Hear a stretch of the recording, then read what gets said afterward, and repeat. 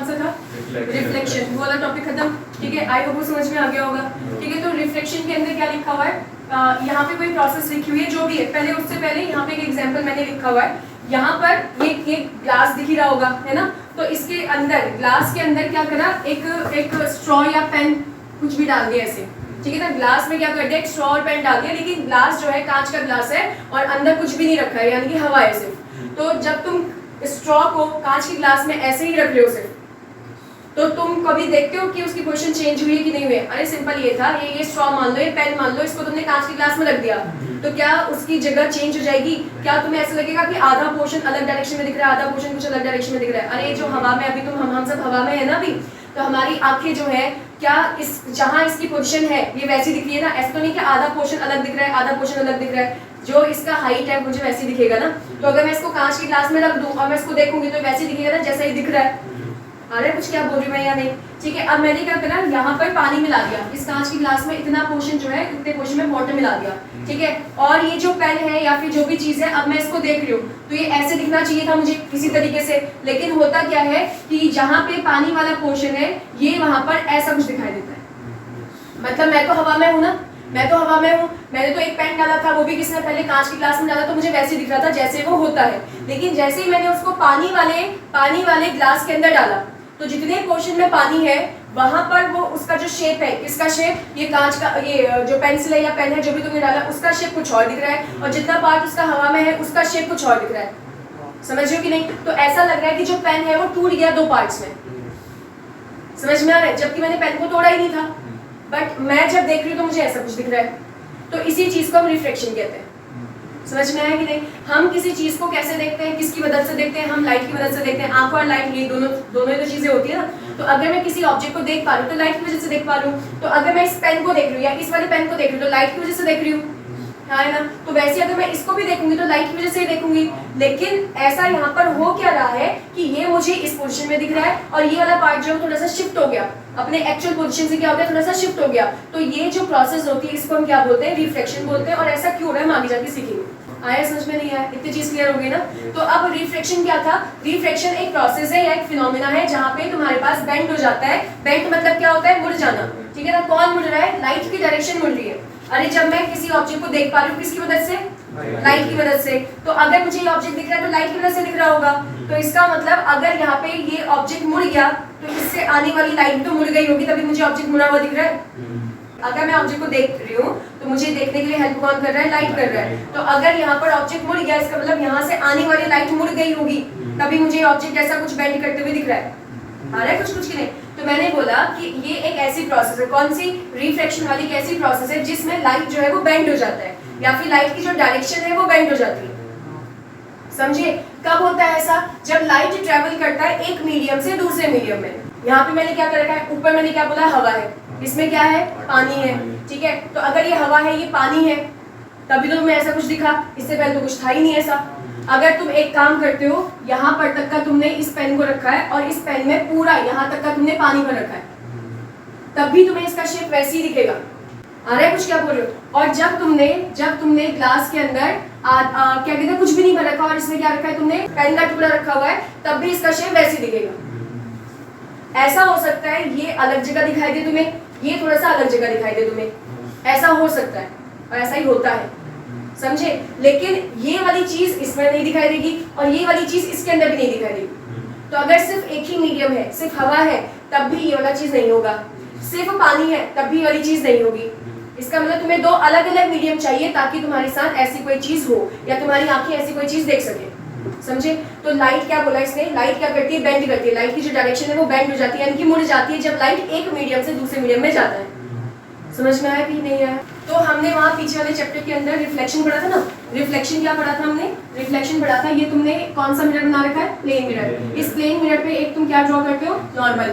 पता है कि नहीं? फिर यहाँ पर इंसिडेंट रे आती है, हाँ या ना? और फिर ये रिफ्लेक्ट होने के बाद ऐसे चली जाती है। जितना एंगल ये बनता है उतना ही एंगल ये बनता है। तुमने ऐसा पढ़ा था कि नहीं पढ़ा था? अब यहाँ पर कुछ और चीज हो रहा है, ठीक है। यहाँ पर ऐसे जाके ऐसे मुड़ नहीं रही है। समझे या नहीं समझे? ये जो पोर्शन है, ये जो पार्ट है, इसको हम बोल रहे हैं यहाँ पर इंटरफेस बोलेंगे।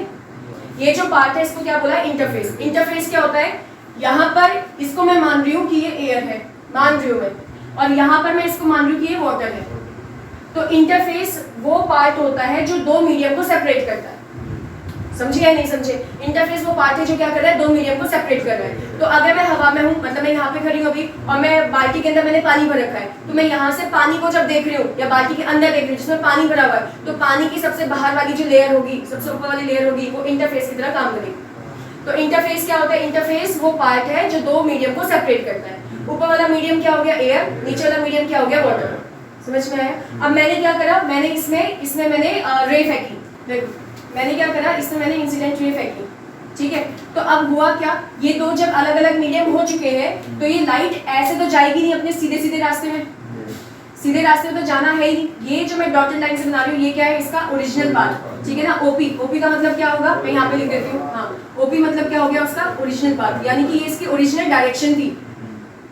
समझ रहे हो? ये ऐसा जाना चाहिए था, बट मैंने इससे पहले डायग्राम बनाया था, वो वैसा फिनोमेना तो दिखाएगा नहीं, वो अलग दिखा रहा है। तो अब ऐसा क्यों हो रहा है तो बाद में सीखेंगे। हुआ क्या, या तो ये डायरेक्शन ऐसे हो जाए, समझे कि नहीं समझे? लाइट सीधी जानी चाहिए थी, लेकिन लाइट क्या हो गई? ऐसे मुड़ गई। या तो लाइट ऐसे मुड़ जाए, या फिर लाइट क्या हो जाए?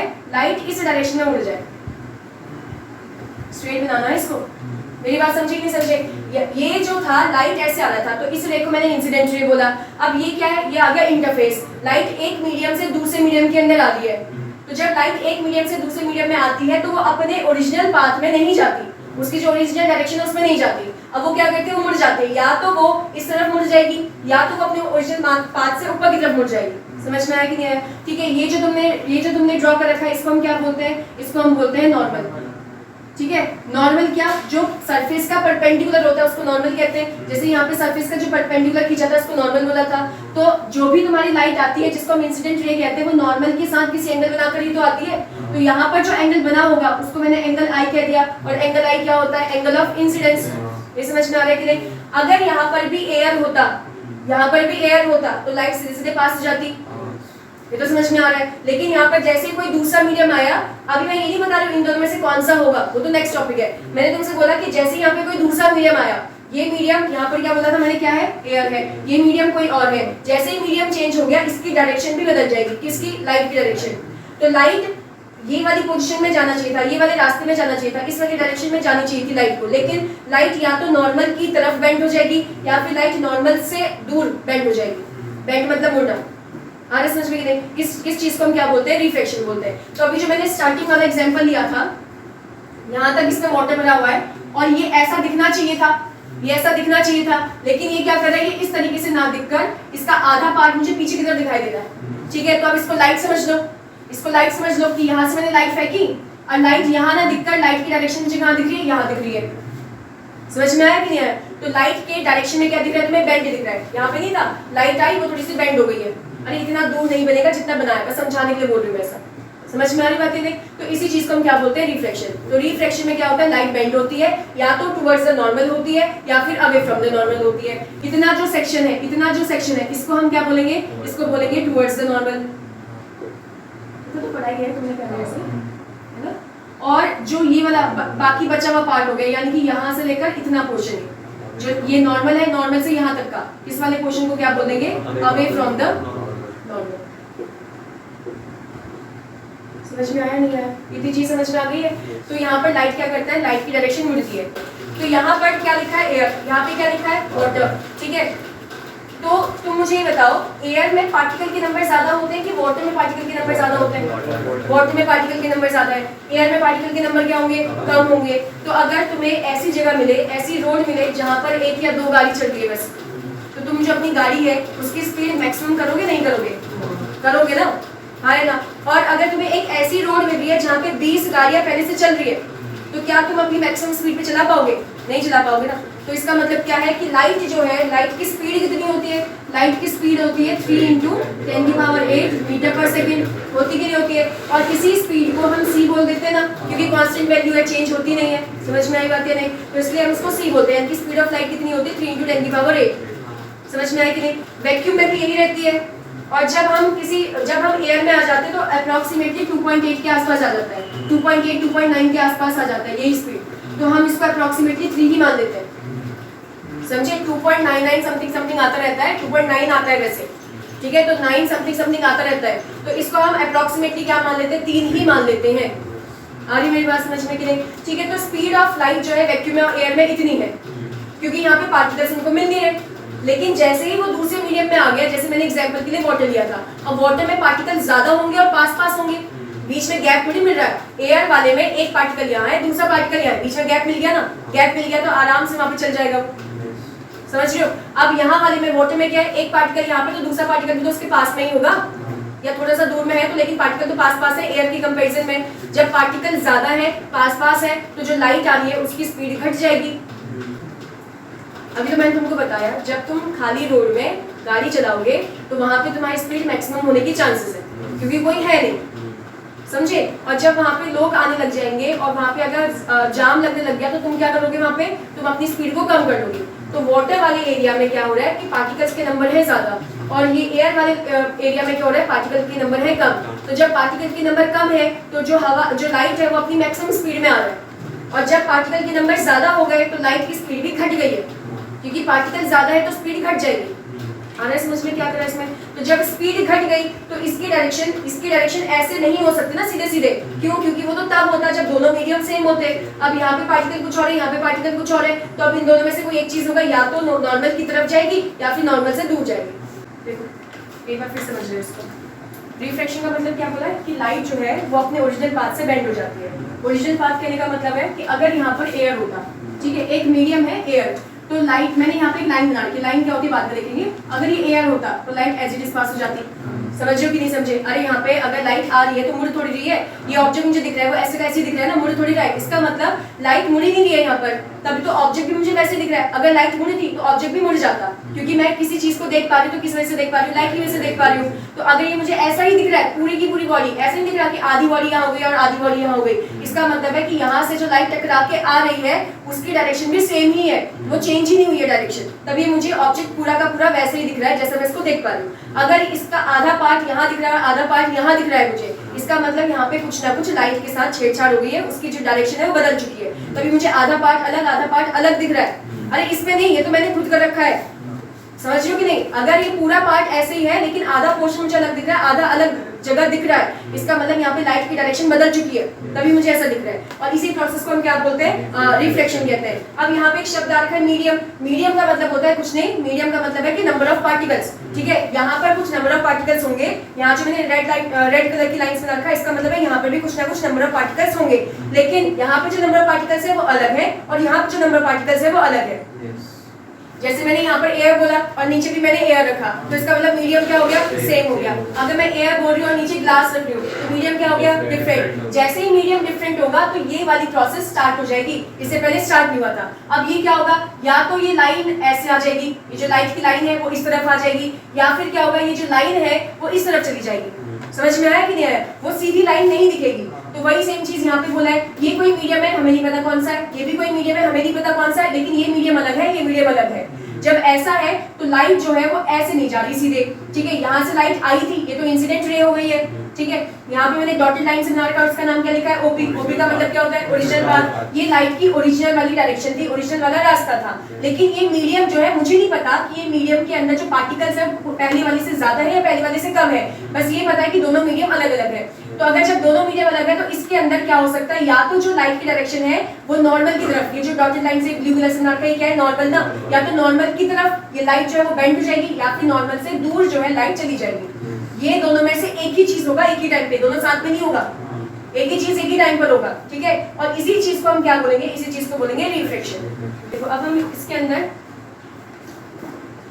अंदर कौन सी कंडीशन पड़ रही है, चार मैंने पार्ट्स बना रखे हैं, ठीक है? अब मैं क्या बोल रही हूँ, मैंने बोला ये है मेरे पास रेयरर मीडियम। तुमने बोला ना एक मीडियम से दूसरे मीडियम में लाइट जाती है, ये रेयरर मीडियम हो गया, और ये मैंने क्या मान लिया, डेंसर मीडियम, ठीक है? तो पहले ये समझ लेते हैं कि रेयरर और डेंसर क्या होता है, ठीक? रेयरर का मतलब होता है जहां पर पार्टिकल्स के जो नंबर होते हैं, कैसे लिखो इसको, हाँ, नंबर ऑफ पार्टिकल्स क्या होते हैं, कम। तो नंबर ऑफ पार्टिकल्स जहाँ पे कम होंगे उस मीडियम को रेयरर मीडियम कह दिया जाएगा, ठीक है? और डेंसर कहने का मतलब क्या हो जाएगा, जहां पर नंबर ऑफ पार्टिकल्स क्या हो जाएंगे, ज्यादा। आ रहा है समझ में कि नहीं? अगर ये साइन समझ में आ रहा है ना, मतलब जहाँ पे पार्टिकल्स के नंबर ज्यादा होंगे वो डेंसर मीडियम, जहाँ पे पार्टिकल के नंबर क्या होंगे वो रेयरर मीडियम हो जाएगा। ठीक है, तो ये जो मीडियम है वो रेयरर हो गया, ये मीडियम मैंने माना है कि डेंसर है, समझे? तो पार्टिकल्स के नंबर यहाँ पर क्या होंगे? यहाँ पे पार्टिकल्स के नंबर ज्यादा, तो इसको मैं मान लेती हूँ अपने मन से, मान रही हूँ कि ये एयर है, मान रही हूँ, और इसको मैं मान लेती हूँ अपने मन से कि ये वाटर है। तो बताओ क्या ये कंडीशन सही लगा रखी है कि ये रेयरर हो गया, डेंसर हो गया? हो गया कि नहीं? तो जब तुम डेंसर की तरफ जा रहे हो तुम्हारी स्पीड कम हुई कि ज्यादा हुई? समझ रहे हो ना? मैं तुम्हें अभी एग्जांपल क्या दिया था, मैं तुम्हें क्या बोला है कि अगर तुम्हारे पास रोड में तुम गाड़ी चला रहे हो, ठीक है, रोड में कोई भी नहीं है या बहुत ही कम लोग हैं, तो तुम्हारी स्पीड ज्यादा हो जाएगी कम हो जाएगी? गाड़ी की ज्यादा हो जाएगी, स्पीड ज्यादा हो जाएगी। ठीक है, और अगर रोड में कोई है 10 लोग हैं 20 लोग हैं जो चल रहे हैं या फिर गाड़ी चला रहे हैं, और अब के समय अब इस टाइम पर तुम्हारी स्पीड ज्यादा हो जाएगी कम हो जाएगी? कम हो जाएगी पहले के कंपैरिजन में। ठीक है, तो ऊपर वाले में क्या था, यानी कि तुम्हारे पास जो मीडियम है कौन सा? रेयरर मीडियम, यहाँ पे पार्टिकल के नंबर है कम, तो यहाँ पे तुम्हारी स्पीड ज्यादा होगी कम होगी? ज्यादा होगी। डेंसर मीडियम में पार्टिकल के नंबर हो गए ज्यादा, तो तुम्हारी स्पीड क्या हो जाएगी? कम, क्योंकि ज्यादा लोग आ गए, भीड़ हो गया, तो अब तुम्हारी स्पीड पहले वाली नहीं रही, अब वो कम हो जाएगी। समझे कि नहीं समझे? जब तुम्हारी स्पीड कम हो जाएगी, इसका ओरिजिनल पाथ तो ऐसे था, ठीक है, ऐसे कहीं जाना था इसको, लेकिन ये इस तरफ नहीं गई। जब इसकी स्पीड कम हो गई है तो ये नॉर्मल की तरफ भागेगा, नॉर्मल से दूर भागेगा, ये भागता है नॉर्मल की तरफ। जब इसकी स्पीड कम हो गई तो भाई ज्यादा स्पीड थी नहीं ना, तो दूर कैसे भागेगा? स्पीड ज्यादा होती तब तो दूर वाली डिस्टेंस ले पाता ना। तो तुमसे बोला जाएगा कि एक जो लाइट है वो रेयरर मीडियम से डेंसर मीडियम में जा रहा है, रेयरर से डेंसर मीडियम में जा रहा है, तो लाइट की डायरेक्शन के साथ क्या होता है? बेंडिंग कहाँ की तरफ होती है? तो हम क्या लिखेंगे यहाँ पर? टुवर्ड्स द नॉर्मल जो हो रही है वो बेंडिंग हो रही है। ये समझ में आया नहीं आया? और ऐसा क्यों हो रहा है? क्यों हो रहा है ऐसा? क्योंकि यहाँ पे जो स्पीड है, मैं इसको सी से डिनोट नहीं कर रही हूँ, बाद में समझाऊंगी क्यों नहीं कर रही हूँ। जो इसकी स्पीड है वो क्या हो रही है? घट जा रही है। तो स्पीड घट रही है तो ज्यादा डिस्टेंस कवर ही नहीं कर पाएगा ना, क्योंकि स्पीड तो कम है, तो कम ही डिस्टेंस कर पाएगा, तो नॉर्मल के पास रहा वो। समझ में आया कि नहीं? अब एक चीज बताओ, क्या ये एंगल को हम इंसिडेंट एंगल कहते हैं? क्यों? क्योंकि नॉर्मल के साथ जो इंसिडेंट लाइन ने या इंसिडेंट रे ने एंगल बनाया होता है उसको एंगल आई कहते हैं कि नहीं कहते? और ये वाला जो होगा क्या इसको एंगल आर बोला जाएगा? एंगल आर मतलब कौन सा एंगल? रिफ्लेक्शन वाला कि रिफ्रैक्शन वाला? रिफ्रैक्शन वाला ना। तो यहाँ पर मैं कहाँ लिखूँ? इधर ही साइड लिख देती हूँ छोटा सा। एंगल आई की वैल्यू बताओ, क्या बराबर है एंगल आर के? एंगल आई की वैल्यू एंगल आर के बराबर है कि नंबर नहीं है ना? कम है कि ज्यादा है? एंगल आई की वैल्यू एंगल आर से एंगल आई की ज्यादा है ना, तो एंगल आई ग्रेटर हो गया किसके लिए? एंगल आर के। समझ में आया नहीं? अगर किसी क्वेश्चन में पूछ दिया जाए कि एंगल आई की वैल्यू 60 डिग्री दे रखा है और एंगल आर की वैल्यू 30 डिग्री दे रखा है, तो बताओ कि रेयरर से डेंसर वाला केस हो गया कि डेंसर टू रेयरर वाला केस हो गया? क्योंकि 60 से 30 की तरफ जा रहा है ना, एंगल 60 था, यहाँ पे एंगल आर कितना आ रहा है? 30 डिग्री। मतलब ये कंडीशन कौन सी लग रही है? रेयरर टू डेंसर वाली लग रही है। आया? कोई दिक्कत तो नहीं है? अब यहाँ पर वाले केस में क्या कर दिया, ऊपर वाले को मैंने बोल दिया कि डेंसर मीडियम है, ठीक है, और नीचे वाले को बोल दिया कि कैसा मीडियम हो गया? रेयरर मीडियम हो गया। इसका उल्टा कर दिया सीधे। तो लाइट का जो ओरिजिनल पाथ है, एक काम करो इसको थोड़ा सा डालेंगे यहाँ से, लाइट का जो ओरिजिनल पाथ है वो यहाँ की तरफ आएगा, ठीक है, यहाँ पे लिख रही हूँ मैं रेयरर मीडियम, समझ जाओगे ना? ठीक है, अब ये इसका यहाँ पे तुमने क्या लिखा? रेयरर मीडियम, तो यहाँ पे पार्टिकल्स के नंबर क्या हो गए? कम। यहाँ पे पार्टिकल्स के नंबर क्या है? ज्यादा। ज्यादा से कम भीड़ वाली एरिया में जा रहे हैं तो स्पीड बढ़ जाएगी, स्पीड बढ़ जाएगी तो ये नॉर्मल से तो दूर भागेगा, क्योंकि स्पीड तो बढ़ गई है। समझे या नहीं समझे? स्पीड तो बढ़ गई है तो नॉर्मल से दूर की तरफ भागेगा, नॉर्मल की तरफ थोड़ी भागेगा। तो यहाँ वाली केस में मैं क्या लिखूंगी? बेंडिंग कहाँ की तरफ हो रही है? Away from the normal. आ रहा है कुछ या नहीं? अवे फ्रॉम द नॉर्मल यहाँ पर क्या हो रही है? बेंडिंग हो रही है। अब ये वाला जो एंगल होगा क्या इसको इंसिडेंट एंगल कहा जाएगा? क्या ये वाला एंगल अब पूरा एंगल ऑफ आर बनेगा, यानी कि रिफ्लेक्टेड एंगल? समझ में आ रहा है? एंगल आई की वैल्यू बड़ी होगी अब की बार, या एंगल आर की वैल्यू? एंगल आर की वैल्यू बड़ी होगी। ये तो समझ में आ गया होगा? कोई दिक्कत तो नहीं हो रहा ना इसमें? बस ये हो गया, इसको नोट करो पहले इतना। मुझे एक चीज बताओ, यहाँ पे वेलोसिटी क्या हो गई थी? लाइट की कम हो गई थी ना जब रेयर से डेंस में जाना था, तो जब डेंसर से रेयर में जाएगा तो वेलोसिटी क्या हो गई? बढ़ गई, तभी तो जाके दूर भाग गया ना। समझे या नहीं? तो यहाँ पर क्या हो गया? यहाँ पर हो गई वेलोसिटी ज्यादा। अगली वाली कंडीशन देख रहे हैं, या उससे पहले एक चीज बताओ मुझे, क्या यहाँ पर एंगल आई और एंगल आर बराबर हो रहे? नहीं हो रहे ना।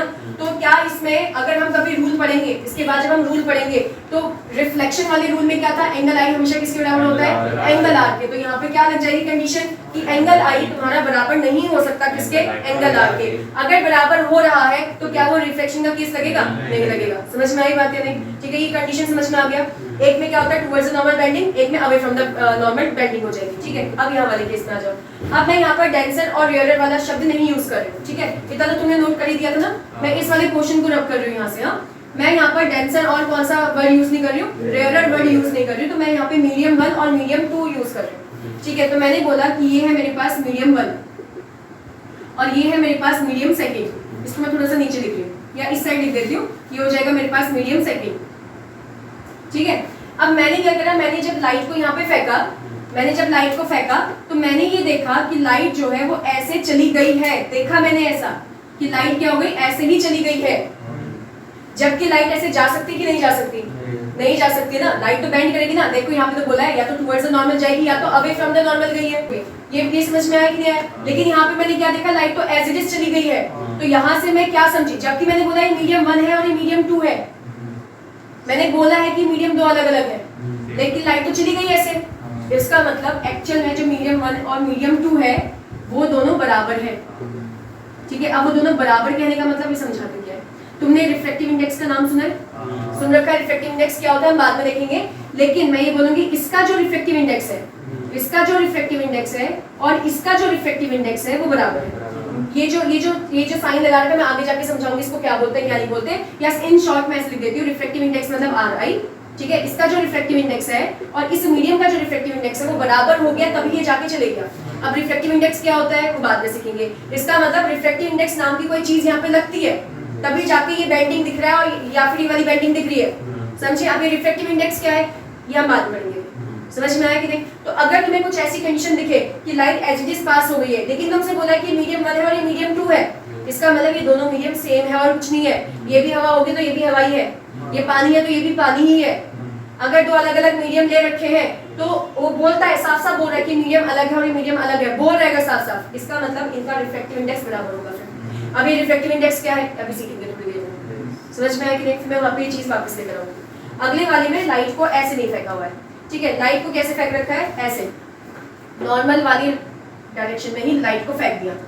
तुमने ये वाला केस पढ़ रखा है रिफ्लेक्शन के अंदर। रिफ्लेक्शन में क्या था, ये तुम्हारे पास प्लेन मिरर बना, यहीं पे तुमने क्या बनाया, नॉर्मल ड्रॉ करा और नॉर्मल पे ही लाइट को फेंक दिया था। तो होता क्या है, बाउंस बैक हो जाती है सेम डायरेक्शन में। यहाँ पर क्या होगा फिर, यहाँ पे बाउंस बैक तो कर नहीं सकती क्योंकि रिफ्लेक्शन पड़ रही है, रिफ्लेक्शन थोड़ी पड़ रही है कि बाउंस बैक हो जाए। तो यहाँ पर क्या होगा, पास हो जाएगी एज इट इज। समझ में आया नहीं आया? तो ये सीधे सीधे क्या हो गई, पास हो गई है। आया या नहीं आया? क्या यहाँ पे डायरेक्शन चेंज हुई लाइट की, नहीं डायरेक्शन हुई। क्या यहाँ पे डायरेक्शन चेंज हुई, नहीं हुई। क्या ये दोनों केस रिफ्लेक्शन के अंदर आएंगे, नहीं आएंगे, नहीं आएंगे। समझ रहे हो कि नहीं समझे? हम पढ़ यहाँ रहे हैं इसको क्योंकि यहाँ पे क्वेश्चन पूछ दिया जाएगा कभी, बट क्या ये रिफ्लेक्शन के अंदर आएगा, नहीं, क्योंकि तभी तो रिफ्लेक्शन की डेफिनेशन में क्या लिखा था कि हाँ लाइट बेंड करता है जब एक मीडियम से दूसरे मीडियम में जा रहा है। तो यहाँ पर भी मैंने माना है कि भाई ये मीडियम 1 है और यहाँ पे भी मैं बोल रही हूँ तुमसे कि मीडियम 2 है और इनकी वैल्यू अलग अलग है, सेम नहीं है इनकी वैल्यू। समझे? उसके बाद भी ये बेंडिंग नहीं शो कर रहा। और यहाँ पे भी मैंने तुमसे बोला कि ये जो दो मीडियम तुम बना रहे हो यहाँ पे बेंडिंग हो रही है, सॉरी बेंडिंग कर रही है। हाँ, मैं बोल रही हूँ कि मीडियम अलग अलग है और अलग अलग है, उसके बाद भी बेंडिंग शो नहीं कर रहा। इसका मतलब रिफ्लेक्शन नहीं लग रहा मीडियम अलग होने के बाद भी।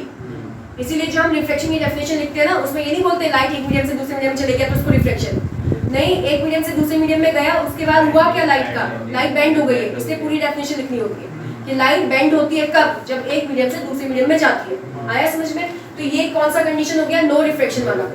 जबकि मीडियम अलग लिए थे, उसके बाद भी यहाँ पे बेंडिंग दिखी नहीं, यहाँ पर भी मीडियम अलग था लेकिन उसके बाद भी बेंडिंग दिखी नहीं, तो ये भी कोई रिफ्लेक्शन नहीं दिखा रहा, ये भी कोई रिफ्लेक्शन नहीं दिखा रहा।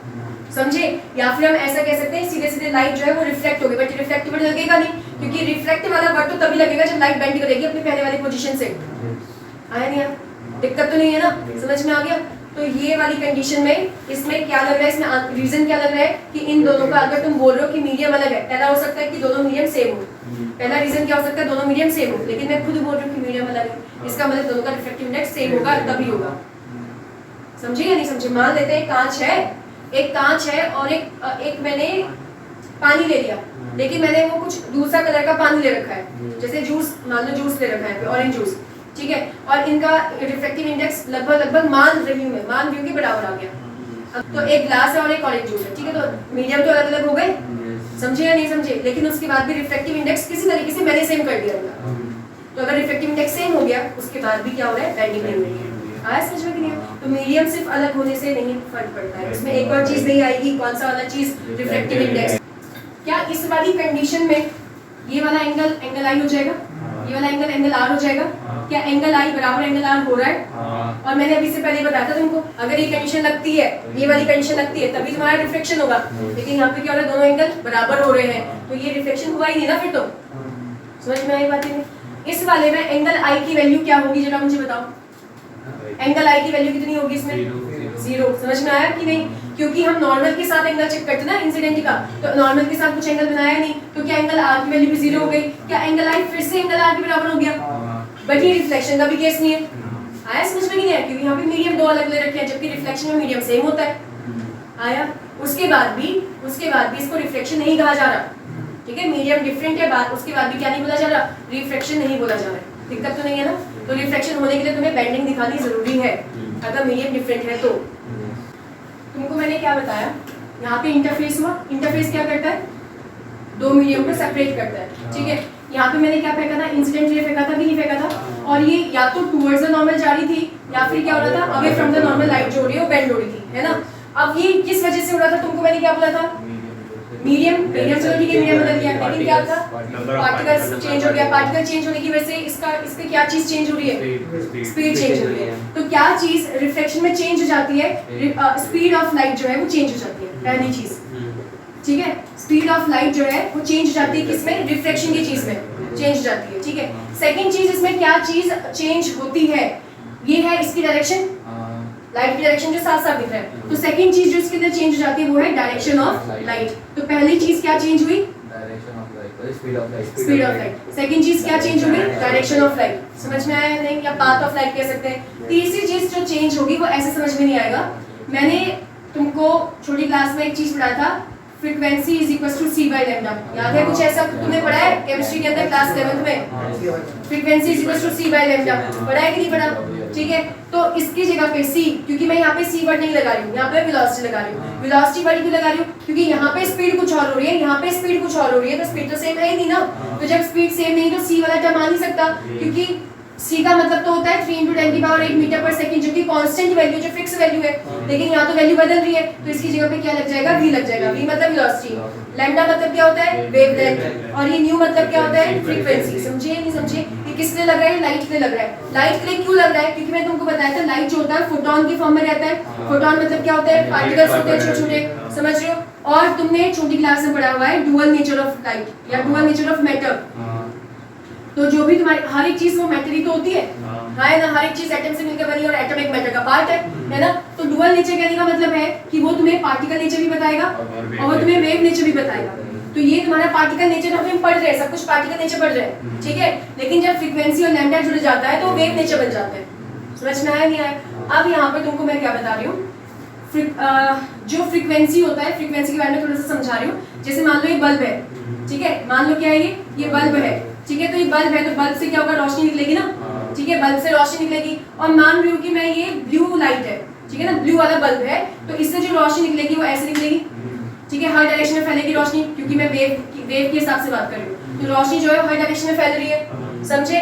तो अगर तुम्हारे पास ब्लू लाइट है तो उस रोशनी की जो फ्रीक्वेंसी होगी वो सेम रहेगी। यानी कि अगर तुमने सोर्स को बदला नहीं है, जिससे ये लाइट आ रही थी उसको तुमने बदला नहीं है, तो फ्रीक्वेंसी कभी बदल नहीं सकती है। आया समझ में कि नहीं? ठीक है। अगर मैंने इसकी जगह पे मान लो कि मैंने रेड लाइट यूज किया, ठीक है, तो रेड लाइट से जो वेव निकल रहा था, क्योंकि लाइट के पास वेव नेचर भी है, लाइट के पास पार्टिकल नेचर भी है, समझ में आ रही बात या नहीं? ठीक है। तो रेड लाइट से जो वेव निकल रहा था, तुमने इसको चेंज कराई नहीं, तुमने सोर्स चेंज कराई नहीं, तुमने बल्ब चेंज कराई नहीं है, तो जो ये लाइट निकल रही है उसकी फ्रीक्वेंसी भी चेंज नहीं होगी, वो सेम ही रहेगी, चाहे वो उसी मीडियम में रहे, चाहे वो अगले मीडियम में चले जाए।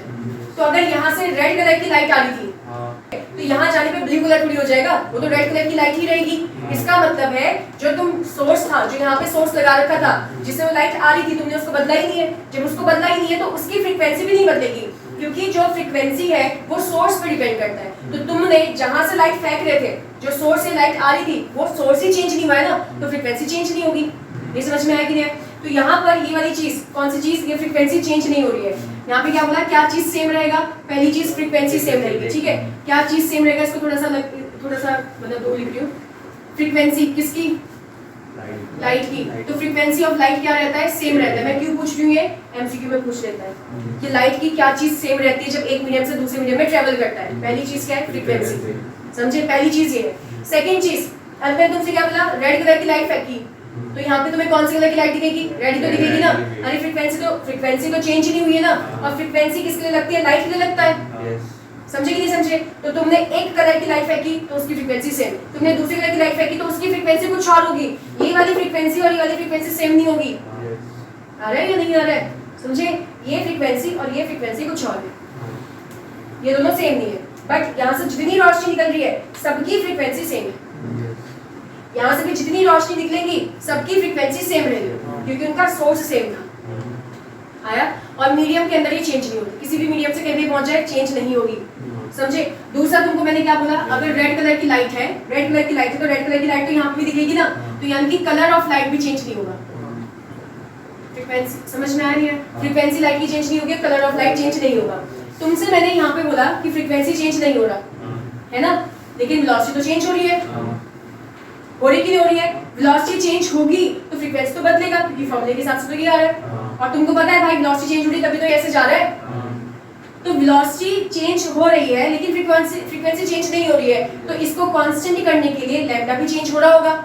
मेरी बात समझी कि नहीं। तो इसका मतलब लैम्डा भी क्या होगा, चेंज होगा, नहीं होगा, चेंज होगा। लैम्डा को क्या बोलते हैं, वेवलेंथ। तो तीसरी चीज जो चेंज होती है वो क्या होता है, वेवलेंथ। समझ में आया कि नहीं आया। वेवलेंथ किसकी, लाइट की। तो लाइट की क्या क्या चीजें चेंज हो जाती है एक मीडियम से दूसरे मीडियम जाने पर, स्पीड चेंज होती है, डायरेक्शन, वेवलेंथ, ये तीन चीजें चेंज हो जाती है। और ये समझे ना वेवलेंथ कैसे चेंज हो रहा है, क्योंकि फ्रीक्वेंसी तो तुमने बोला सेम है। फ्रीक्वेंसी किस पे डिपेंड करता है, सोर्स पे डिपेंड करता है। सोर्स मतलब जिससे वो प्रोड्यूस हो रखी है लाइट, उस पे डिपेंड करता है। तो लाइट का सोर्स तुमने बदला नहीं है तो फ्रीक्वेंसी भी बदलेगी नहीं, फ्रीक्वेंसी नहीं बदली तो कलर भी नहीं बदलेगा। समझ में आया कि नहीं। लेकिन फ्रीक्वेंसी अगर सेम है, फ्रीक्वेंसी इस फॉर्मूले पे डिपेंड करता है। यहाँ पे वेलोसिटी और लैम्डा है, वेलोसिटी तो चेंज हो रहा है, तुमने खुद ही बताया, और वेलोसिटी बदल रहा है बट फ्रीक्वेंसी सेम है, इसका मतलब लैम्डा भी बदल रहा होगा। अगला टॉपिक क्या है, लॉज ऑफ रिफ्लेक्शन। जैसे लॉ ऑफ रिफ्लेक्शन था, पहला उसी की तरह है, इंसिडेंट, रिफ्रैक्टेड और नॉर्मल, ये तीनों की दोनों एक ही प्लेन में लाई करते हैं, ठीक है। अब इसको किस समझेंगे, एक प्लेन का मतलब क्या है, ये जो तुम्हें दिख रहा है, ये जो तुम्हें दिख रहा है पूरा, ये x और y दो एक्सिस दिख रही है ना। ये वाला एक्सिस कौन सा हो गया, y वाला एक्सिस। ये वाला एक्सिस क्या हो जाएगा, x एक्सिस। तो जहाँ पे सिर्फ दो ही एक्सिस होती है उसको एक प्लेन कहते हैं, ठीक है। तो अगर तुम यहाँ पे डायग्राम बनाते हो, डायग्राम कौन सा, रिफ्लेक्शन का डायग्राम बनाते हो, तो यहाँ पे ऐसे नॉर्मल हो जाएगा, यहाँ पे इंसिडेंट रे हो जाएगा, और रिफ्लेक्टेड नीचे की तरफ चली गई ना, ऐसे बाहर की तरफ थोड़ी आई है या अंदर की तरफ थोड़ी गई है, समझे या नहीं समझे। तो ये दो प्लेन में ही था ना, ये तुम्हारा नॉर्मल था ऐसे, यहाँ पे इंसिडेंट हो गया, और रिफ्लेक्टेड वाला तो नीचे की तरफ गया है ना, समझे। ये इंसिडेंट है और रिफ्लेक्टेड वाला ऐसे चले गया है, ऐसे स्ट्रेट बाहर की तरफ थोड़ी आया है, या इस साइड को ऐसे थोड़ी निकला है। अगर ये इस तरफ गया है तो ऐसे गया ना, तो अभी भी इसी प्लेन के अंदर है, कौन सा प्लेन में, एक्स वाई में। या फिर अगर इधर की तरफ गया, मतलब अगर यहाँ पे नॉर्मल है, इधर की तरफ गया है, समझ रहे हो क्या बोल रही हूँ, समझ रहे हो या नहीं समझे। ये तुम्हारा इंसिडेंट रे हो गया, ये तुम्हारे पास नॉर्मल हो गया, ठीक है। और यहाँ पर तुम क्या ड्रॉ कर रहे हो, रिफ्लेक्टेड रे।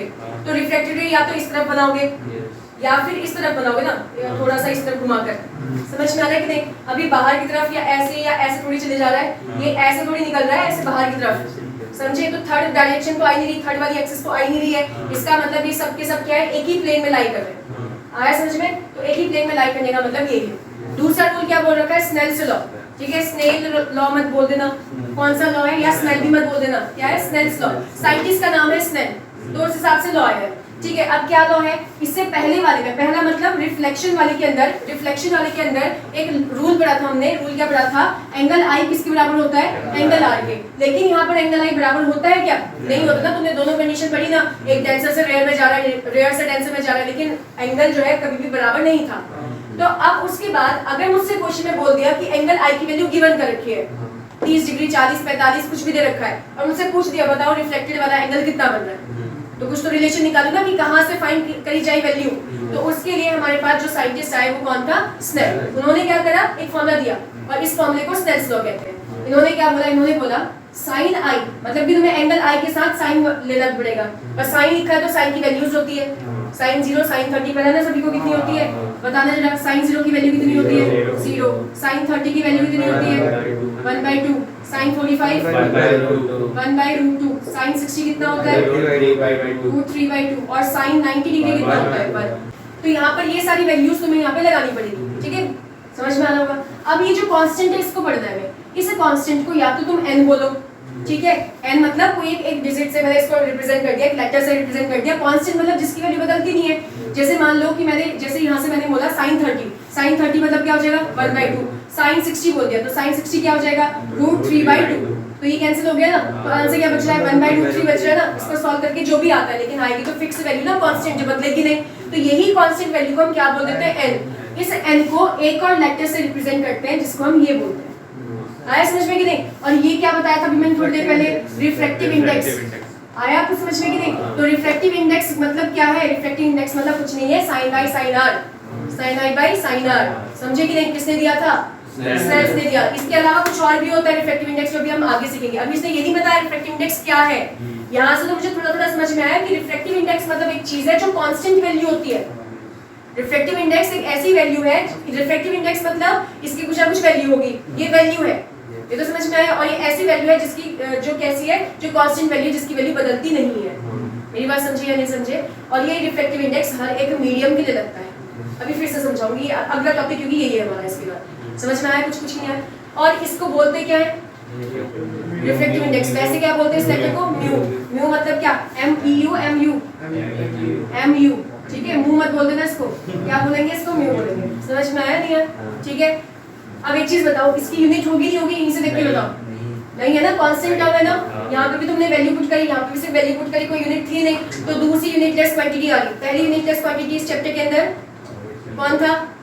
मैग्निफिकेशन। पहली यूनिटलेस क्वांटिटी इस चैप्टर के अंदर क्या था? मैग्निफिकेशन। दूसरी यूनिटलेस क्वांटिटी इस चैप्टर के अंदर क्या है? Refractive index. समझ में आया नहीं आया? चलो पहले इतने पार्ट को नोट कर लो।